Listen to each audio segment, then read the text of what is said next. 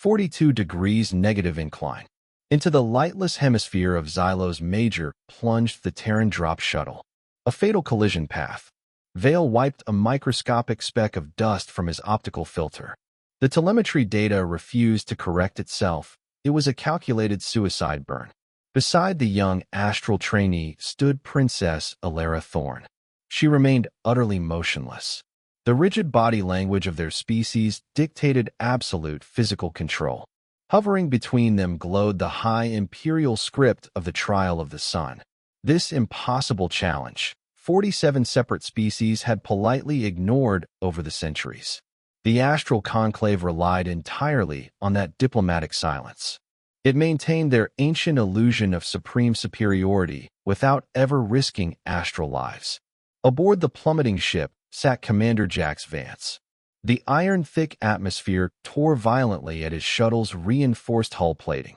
Jax reviewed the lethal descent parameters on a cracked monitor. His heavy fingers tapped against his thigh armor. A jagged, syncopated rhythm. Tap, tap, pause, tap. To Vale's observing eyes, it looked like erratic, nervous twitching. The crude physical leak of a terrified mind. Vale rapidly cross-referenced the Terran supply manifest. The orbital hazard index for the screaming abyss listed 100% mortality. Absolute annihilation. The Terran contextual assessment read differently. It simply noted, requires sturdy boots and a light jacket.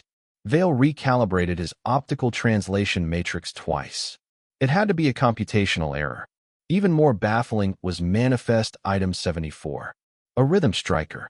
A hollowed wooden hand drum. Vale concluded the human's mind had already fractured from the immense atmospheric pressure, reducing the commander to clinging to a primitive recreational toy. Would you have stayed in the dark? Or would you have run? Because he didn't run. The deafening roar of atmospheric friction on the raw audio feed bled smoothly into the sterile hum of the orbital command cooling fans. Vale watched the Terran's signature vanish completely below the violet cloud turns. Telemetry link severed, Vale reported. His tone was perfectly clipped. The expected data-driven dialogue of his technical cast. Maintain the wide-spectrum scan, Alara commanded. Her posture betrayed a single, unauthorized millimeter of tension. From the shadowy upper observation tiers, the silent conclave watched them both. Their 3,000-year-old political theater demanded these loud, impulsive Terrans die quickly in the dark. Deep within the unseen ruins registered a massive kinetic crunch. They had hit the ground. Hard. Vale routed emergency auxiliary power to the planetary biometric scanners. Kalen's life signs immediately spiked. The jagged waveform of a fractured rib pulsed in angry crimson on Vale's secondary screen. They were alive. They were also bleeding in the absolute pitch black of the planet's most dangerous zone. Then bloomed the massive thermal signature. Out of the deep ruins surged a void stalker, a towering mass of dense muscle and hypertuned magnetic sensitivity. Territorial pursuit behavior activated instantly upon sensing the hot metal of the crashed ship. The apex predator charged the crippled shuttle at a terrifying, ground-eating velocity. Vale's primary monitoring screen flashed a cascade of terminal warnings. Death was seconds away, a mathematical certainty. Jax did not draw a heavy plasma rifle. Stepping heavily onto the crushed soil, the Terran commander reached to his hip. He unclipped the wooden drum. A single, deafening strike. The heavy, hollow thud of the rhythm striker tore through the dark-side atmosphere. Through the local planetary frequency flooded violent acoustic interference, disrupting the beast's internal navigation. Recoiling instantly from the shattered silence, the massive Voidstalker abandoned its lethal charge. Into the crushing blackness, the apex predator fled. Into absolute, stunned stillness plunged the orbital command center. That jagged, erratic tapping on the thigh armor, Vale finally understood. Commander Vance had not been leaking primitive terror. The exact acoustic resonance required to scramble the beast's magnetic hunting algorithm had been physically rehearsed by the human during the descent. To the Terran delegation, surviving a designated absolute annihilation zone genuinely just required a loud wooden stick and sturdy boots. Through the crumbling stone ruins pressed the two Terrans. Behind him, Kalen dragged his left leg, leaving a thick trail across the crushed soil. From the magnetic center of the deep structures, Jax ripped the crest of the first sun free from its ancient housing. Removing the artifact triggered the defense mechanism. The signal cascade. Vale frantically analyzed the spiking atmospheric readouts on his console. This conductive web, the iron-thick atmosphere, formed instantly.